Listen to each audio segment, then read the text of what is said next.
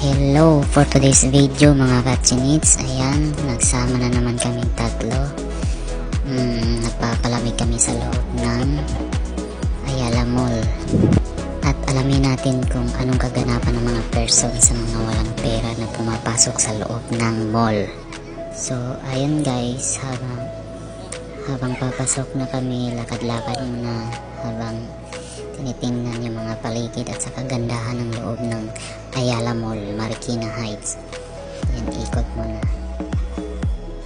Tapos ayan, ang linis, diba? So ganyan guys, close na guys. So, anong oras na kami pumasok? Yan, naisipan pag pumasok na magpo-close na. Ayan, nakapasok na kami sa loob. Ayan, tinitingnan na yung kung titingin kami dyan kung may magugustuhan, o diba? Titingin lang kung anong magugustuhan. Tapos wala namang pera, ano namang ibibili kung wala namang pera, diba? Ang mga kaganapan sa